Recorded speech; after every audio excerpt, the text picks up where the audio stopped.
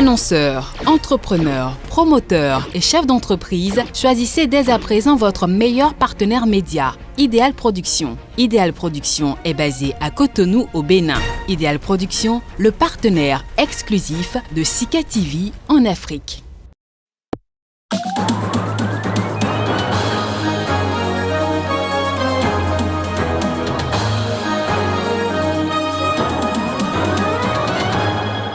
Au sommaire de cette édition, le principal parti islamiste en lice, le mouvement de la Société pour la paix, a revendiqué ce dimanche la victoire au lendemain des élections législatives anticipées en Algérie. À l'approche des prochaines élections en Éthiopie, le Premier ministre Abiy Ahmed a déclaré que l'Éthiopie souhaite des élections pacifiques, démocratiques et a appelé à l'unité. Et puis, lors de leur sommet annuel ce lundi pour affronter les nouveaux défis posés par la Russie et par la Chine, les dirigeants de l'OTAN ont décidé de serrer les rangs.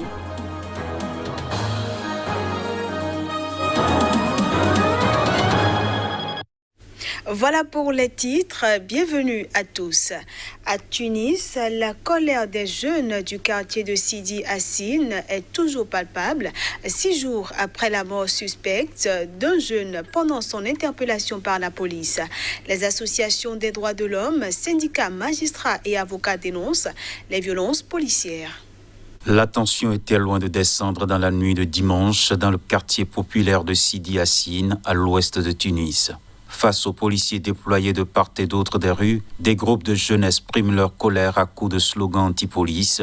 6 jours après la mort suspecte d'un habitant du quartier, Ahmed Ben Ammar, lors de son interpellation par les forces de l'ordre.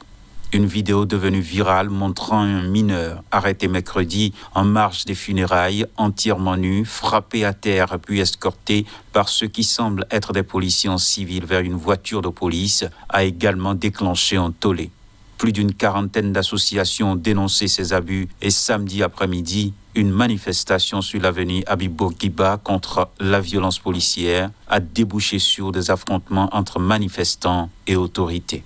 Une enquête judiciaire a été ouverte sur les circonstances de la mort d'Ahmed Ben Ammar. Depuis la Révolution, l'impunité et le manque de réforme de l'institution sécuritaire sont souvent dénoncés en Tunisie. Le président de la République, Kais Saied, a convoqué vendredi le chef du gouvernement et également ministre de l'Intérieur par intérim, Hichem Mechichi, pour exprimer sa colère et sa condamnation des derniers événements. Une nouvelle manifestation, avec pour point de départ le quartier de Sidi Hassine, est annoncée. En Algérie, le principal parti islamiste en lice, le mouvement de la Société pour la paix, a revendiqué ce dimanche la victoire au lendemain des élections législatives anticipées en Algérie, et ce, alors que les Algériens sont dans l'attente de la publication des premiers résultats. Le mouvement de la Société pour la paix a affirmé arriver en tête dans la majorité des wilayas, préfectures et à l'étranger selon un communiqué de ce parti conservateur. Considéré comme modéré, le MSP met en garde contre les nombreuses tentatives de modifier les résultats du scrutin comme cela se faisait avant. Nous appelons le président de la République, Abdelmadjid Tebboune, à faire respecter la volonté populaire, a insisté ce parti, principale formation de l'opposition parlementaire, qui avait décidé de participer au scrutin pour contribuer au changement souhaité.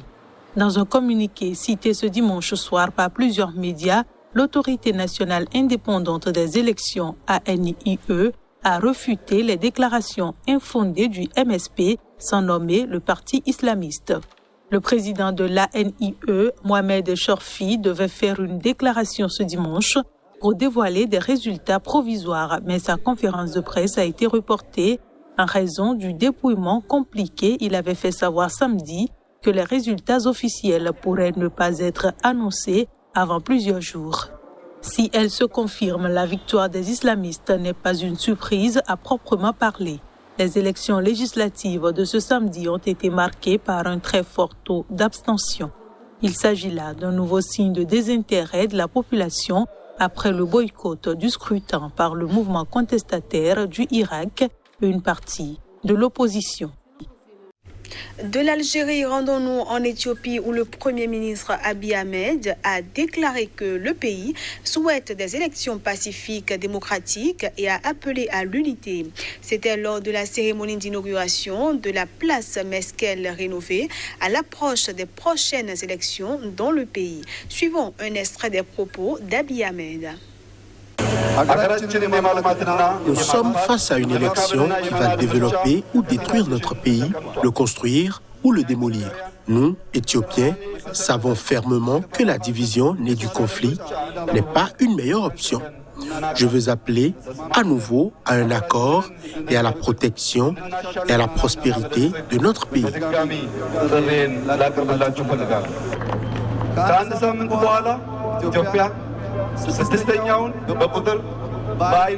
Dans une semaine, l'Éthiopie organisera 6 élections nationales qui sont les premières du genre et en chiffres. Le gouvernement souhaite que ces élections soient pacifiques, démocratiques et ouvertes à tous les partis pour le Conseil des législateurs. Nous voulons un gouvernement dans lequel tous les partis collaborent sur les questions clés en donnant la priorité aux avantages du pays, en agissant non pas comme des traîtres, mais comme des combattants. Au Mali, le gouvernement désigné le 11 juin dernier s'est réuni ce dimanche pour la première fois autour du Premier ministre Choguel Maïga. Lors de cette rencontre, le chef du gouvernement a divulgué les priorités de l'action gouvernementale. Le nouveau Premier ministre de transition malien a réuni son gouvernement pour la première fois dimanche en lui assignant une feuille de route très chargée à remplir dans un temps compté avant des élections censées ramener les civils au pouvoir en février 2022. Choguel Kokala Maïga, à la tête d'un gouvernement dominé par les colonels, auteur de 2 putschs en 9 mois, a reconnu la gravité d'une période des plus critiques de l'histoire contemporaine du Mali. Maïga, nommé à son poste par le colonel Assimi Goïta, homme fort du Mali depuis août 2020 et désormais président de transition, a fixé pour priorité à son gouvernement l'amélioration de la sécurité, les réformes politiques et institutionnelles, l'organisation d'élections crédibles ou encore la prise en compte des demandes sociales. Pour cela, il sera envisagé la création d'un organe unique indépendant de gestion des élections, réclamé unanimement par la classe politique et la société civile. La révision consensuelle et inclusive de la Constitution, dans le respect de son article 118, et la relecture intelligente de l'accord pour la paix et la réconciliation issu du processus d'Alger, dans le respect des principes fondamentaux énoncés, seront poursuivis et approfondis. De véritables poursuites judiciaires consécutives aux tueries et exactions contre les victimes des journées de juillet 2020 seront également engagées. Le gouvernement a annoncé vendredi conserve la mainmise des militaires sur les ministères stratégiques. Le colonel Goïta a assuré que l'engagement préalablement pris d'organiser des élections le 27 février 2022 en vue de remettre le pouvoir aux civils serait tenu. Après 10 premiers mois qui ont vu peu d'avancées en dehors de la mise en place d'organes de transition, il reste un peu plus de 8 mois à l'équipe dirigeante pour mener à bien des tâches considérables tout en faisant face aux multiples défis sécuritaires, mais aussi sociaux ou sanitaires qui demeurent. Le président de la République démocratique du Congo est arrivé samedi à Goma, dans l'est du pays, où il a défendu ce dimanche l'état de siège sans limite dans le temps. Le président Félix Tshisekedi annonçait qu'il se rendrait auprès des victimes de l'éruption volcanique et de l'insécurité. La situation est sous contrôle. Elle est certes grave, mais elle ne nous échappera pas. Le communiqué de la présidence indique que le chef de l'État compte superviser les opérations de relogement de plus de 17 000 personnes dont les maisons ont été détruites par les coulées de lave. Des dizaines de milliers de personnes ont fui Goma après la coulée de lave du 22 mai. Un retour progressif des déplacés a commencé dans la semaine.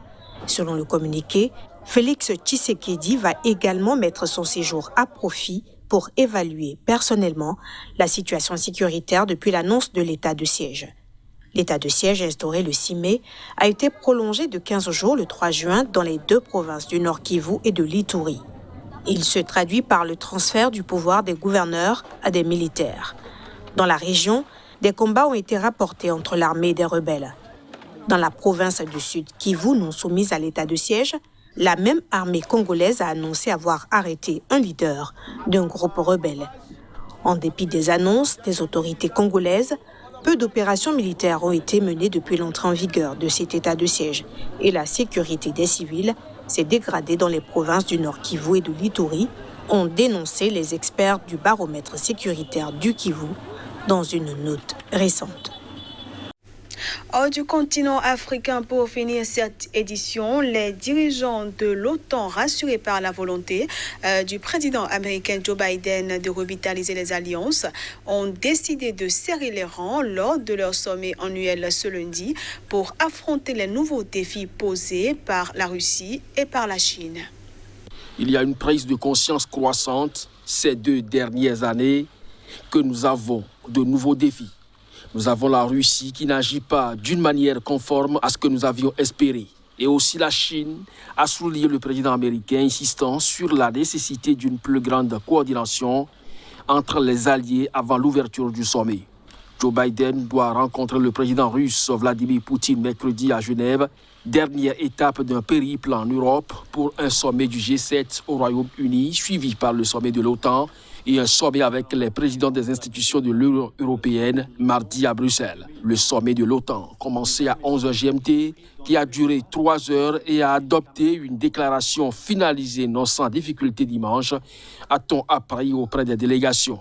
Les 2 points forts sont une position de fermeté avec une ouverture au dialogue vis-à-vis de la Russie et la prise en compte des défis posés par la montée en puissance de Pékin. Mais l'OTAN doit aussi penser les plaies ouvertes par l'ex-président américain Donald Trump entre 2017 et 2021. Le retrait américain d'Afghanistan, décidé sans concertation avec ses alliés, a mis à mal la crédibilité des opérations extérieures de l'Alliance. L'Europe est en outre devenue plus vulnérable après la sortie des États-Unis de plusieurs traités conclus avec Moscou sur la limitation des armes nucléaires. Enfin, la méfiance manifestée par Donald Trump à l'égard des Européens a échaudé le vieux continent et son refus de rappeler la Turquie à ses obligations a exacerbé les tensions avec l'Union européenne. Face à ce constat d'affaiblissement, le président français Emmanuel Macron avait jugé l'alliance en état de mort cérébrale. L'OTAN doit bâtir une règle de conduite entre alliés, a-t-il soutenu à la veille du sommet. Fin de cette édition, bonne suite des programmes sur Sika TV.